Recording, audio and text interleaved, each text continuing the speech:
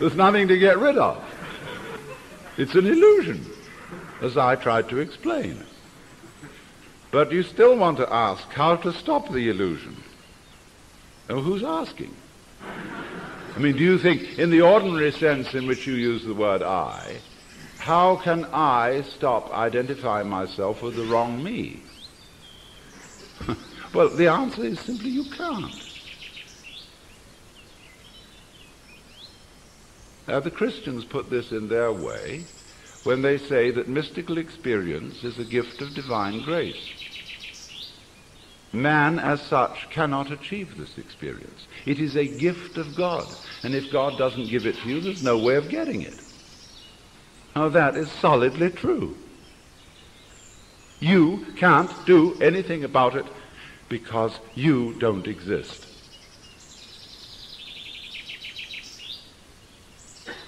Well, you say, that's pretty depressing news. But the whole point is it isn't depressing news. It is the joyous news.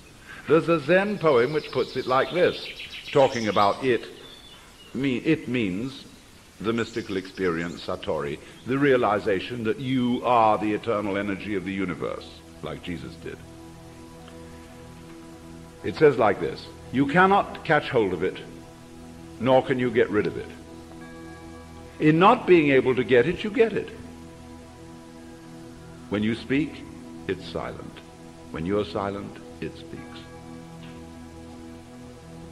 Now, in not being able to get it, you get it. Because this whole feeling, what Krishnamurti is trying to explain to people, for example, when he says, why do you ask for a method? There is no method. All methods are simply gimmicks for strengthening your ego. So how do we not do that? He says, you're still asking for a method. There is no method.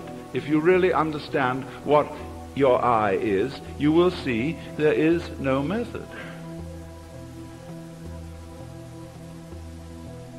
This is so sad.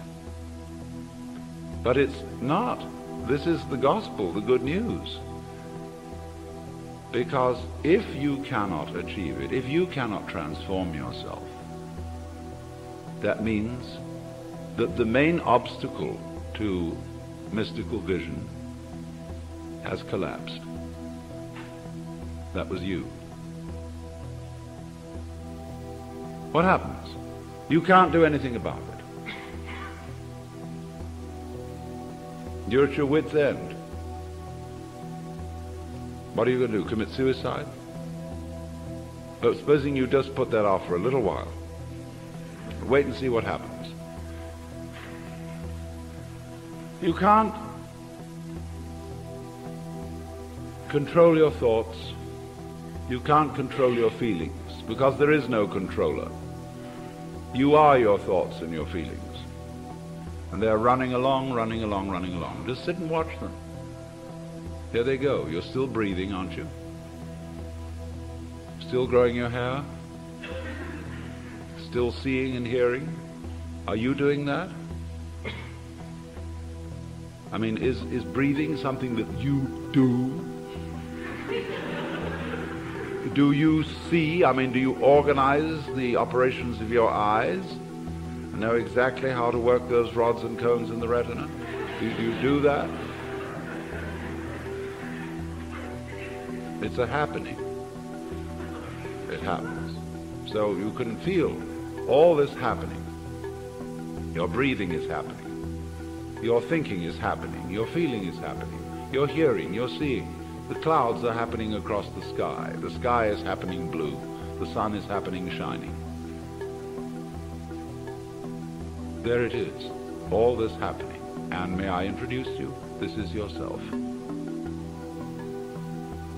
This begins to be a vision of who you really are. And that's the way you function. You function by happening, that is to say, by spontaneous occurrence. And this is not a state of affairs that you should realize. I cannot possibly preach it to you, because the minute you start thinking, I should understand that, This is this stupid notion again that I should bring it about, when there is no you to bring it about. See, that's why I'm not preaching. You can only preach to egos. All I can do is to talk about what is. It amuses me to talk about what is because it's wonderful. I love it, and therefore I like to talk. If I get paid for it, then I make my living. And sensible people get paid for doing what they enjoy doing. So this is not you see, this is the whole approach here is not to convert you, not to make you over, not to improve you, but for you to discover that if you really knew the way you are, things would be sane. But you see, you can't do that. You can't make that discovery because you're in your own way. So long as you think, I'm I. So long as that hallucination blocks it. And the hallucination disappears only in the realization of its own futility. When at last you see you can't do it. You cannot make yourself over. You cannot really control your own mind. See, when we try to control the mind, a lot of yoga teachers try to get you to control your own mind, mainly to prove to you that you can't do it. There's nothing, a fool who persists in his folly will become wise. So what they do is they speed up the folly. And so you get concentrating. And you can have a certain amount of superficial and initial success by a process commonly called self-hypnosis. And you can think you're making progress. And a good teacher will let you go along that way for a while until he really throws you with one. Why are you concentrating? See, Buddhism works this way. Buddha said, if you suffer because you desire, and your desires are either unattainable or always being disappointed or something. So cut out desire. So those disciples went away and they stamped on desire, jumped on desire, cut the throat of desire, and threw out desire. But then they came back and Buddha said, but you are still desiring not to desire. They wondered how to get rid of that.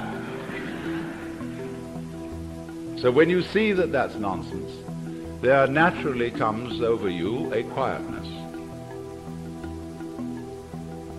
In seeing that you cannot control your mind, you realize there is no controller. What you took to be the thinker of thoughts is just one of the thoughts.